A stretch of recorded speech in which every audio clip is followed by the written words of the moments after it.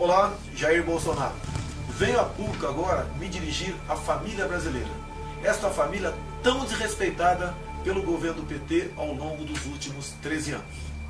O que está acontecendo comigo, para mim, não é novidade. Afinal, no caderno de tese do PT, no item 157, está bem claro, onde está escrito: a cassação do mandato do deputado Jair Bolsonaro só terá chance de êxito se houver intensa pressão social. Neste contexto, entra aqui a OAB Seccional Rio de Janeiro com o seu pedido de cassação junto ao Conselho de Ética, bem como representando-me junto ao Ministério Público.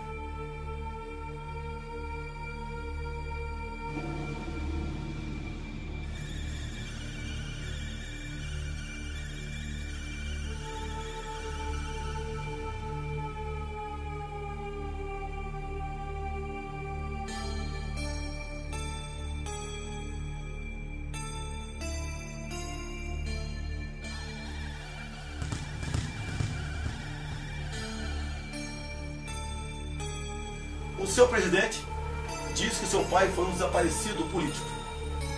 Realmente ele desapareceu em 1974. Gostaria que isso não tivesse acontecido. Mas o pai dele vem de Recife para o Rio de Janeiro. E em Recife começou efetivamente a luta armada em nosso país, com a bomba no aeroporto de Guararapes, onde morreu um jornalista, um almirante e 10 civis foram mutilados. Nome desse grupo: Ação Popular Marxista-Leninista. Eu quero repetir: o grupo do pai do Felipe Santa Cruz. Ação Popular Marxista-Leninista. Alguém acha de sã consciência que um grupo com esse nome estava preocupado com democracia em nosso país? Ou queria de fato impor aqui o marxismo através da luta armada? Eles eram violentos. Matavam, sequestravam, justiçavam aqueles próprios companheiros que porventura desconfiassem dele. Já utilizados em outros momentos da história brasileira, os chamados justiçamentos de militantes são retomados no início dos anos 70. É quando entra em declínio a guerrilha urbana contra o governo militar, implantado em 64. O assassinato do ex-militante comunista Salatiel Teixeira Rolim, no chinês, foi provavelmente a última ação de justiçamento promovida por grupos guerrilheiros que atuaram no Brasil nas décadas de 60 e 70. Acusado de desviar dinheiro do Partido Comunista Brasileiro Revolucionário e de delatar companheiros, Salatiel foi julgado e condenado por um tribunal revolucionário. A pessoa chegou a reconhecer que tinha sido presa e tinha feito um acordo com a repressão de voltar para entregar a organização. Então a organização justiçou ele. Os dirigentes da Ação Popular, antes de 64, todos frequentaram a Academia Militar de Pequim para se profissionalizarem na busca do teu sucesso, ou seja, o poder pelo terror. Agora, quem é que combateu esse tipo de gente?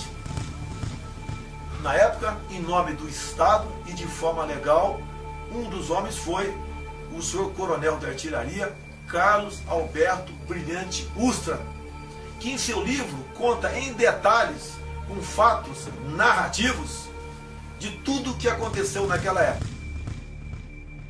Além de desertor, Lamarca não cumpriu o juramento solenemente proferido pelos oficiais do Exército Brasileiro no momento em que recebem a tão sonhada espada. E dedicar-me inteiramente ao serviço da pátria, cuja honra, integridade e instituições defenderei com o sacrifício da própria vida. Hoje, parte da mídia, engajada em um esquerdismo renitente, mitifica Lamarca, rendendo-lhe homenagens por meios de filme e de reportagens. Esse livro, A Verdade Sufocada, é aquele que o PT não quer que a população brasileira tome conhecimento.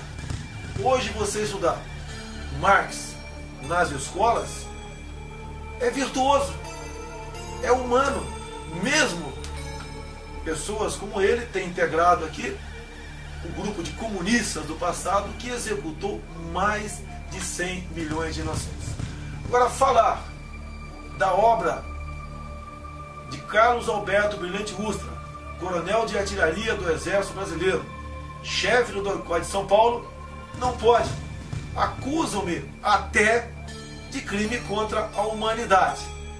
Lembro que não existe uma só sentença criminal transitada em julgado em desfavor do coronel Brilhante Ustra. Ou seja, não existe nenhuma prova que ele tenha sido torturador. Caso fosse, jamais eu estaria falando sobre a vida pregressa dele. Por ocasião do relatório final da Comissão Nacional da Verdade, cujo presidente à época era o senhor Pedro Dalari. O Lenin falava a verdade é sempre revolucionária.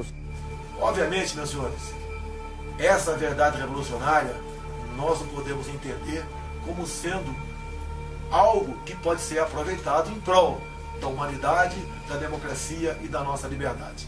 O que está em jogo aqui não é o meu futuro político. Se eu tivesse ficado quieto, não tivesse citado o nome Brilhante Ustra por ocasião da votação do impeachment, eu poderia até estar muito bem politicamente falando, já que atingia aí os 10% da intenção de votos. Não me interessa agora se eu passo para 5, 3, 15 ou 20. O que interessa para mim é o futuro do meu país. Não podemos sonhar com 2018 se não passarmos por 2016. E toda essa carga ideológica pregada nas universidades, largamente difundida ao longo de décadas perante o seio da população brasileira, não for desmistificada. Então é importante que a gente se apresente, diga nome da organização que faz parte, do DA, do CA, da universidade. Né, o tempo é nosso aqui. Isso, já foi. Lorena, Federação Anarquista Gaúcha, Bloco de Luta. Sou Gabriel Antunes, sou estudante da Escola de Teatro e Dança da UFPA, sou do Pará, não sou de Porto Alegre. Sou do Vamos à Luta, da CST e do PSOL. Sou Roberto, sou do Grupo Desobediência GLBT de Porto Alegre e da Comissão Especial da Diversidade Sexual da OAB. Sou a Luane, sou do coletivo Vamos à Luta, CST PSOL. Meu nome é Martina, sou professora, faço parte do 38º Núcleo do CEPERS e também do PSTU. Juliana, do Centro Estudantil de Relações Internacionais da URGS, do Movimento Mudança e da Juventude do PT. Sou a Clara Nanda, estudante de Ciências Sociais da Unicinos e da Juventude do PT. Sou alemão, professor da rede estadual e do coletivo Resistência Socialista. Sou Daniel, sou professor de Estado e Sociologia do Julinho e sou da Juventude do Partido dos Trabalhadores, PT. Ou alguém acha que a esquerda, no caso o PT, deixará o governo sem fazer valer as ameaças que grupos sociais têm feito dentro do Palácio do Planalto, como pegar em armas, tocar fogo no Brasil, não resistir, ir à luta? Eu peço a Deus para estar errado. Ir para as ruas entrincheirados com arma na mão se tentarem derrubar a presidenta Dilma Rousseff. A forma de enfrentar a bancada da bala contra o golpe é ocupar as propriedades deles ainda lá nas bases, lá no campo. E é a CONTAG, é os movimentos sociais do campo que vão fazer isso.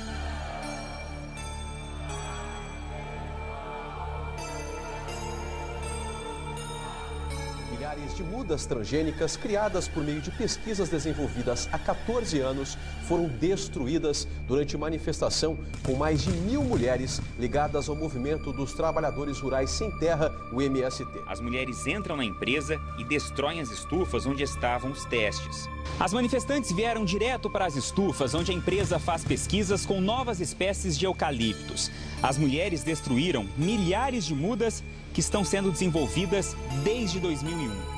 Em meu voto, antes de eu citar Carlos Alberto Brilhante Ustra, outro parlamentar citou Marighella, que tem como legado para o Brasil e o mundo o seu mini manual de guerrilha, onde ensinava de forma clara e didática a execução dos crimes mais bárbaros possíveis para chocar a opinião pública e chegar ao poder, como sequestros, assassinatos, roubos e execuções de policiais militares. Marighella, ¿existen en Brasil fuerzas revolucionarias capaces de resistir a la dictadura y de ir a una lucha armada contra el régimen? Sim, existem essas forças. minha posição e a dos camaradas que estão com a mesma disposição, que têm a mesma convicção, é exatamente a da preparação da luta armada, do desencadeamento da luta de guerrilhas e da concentração de todos os esforços nessa atividade. Era isso que tinha a esclarecer.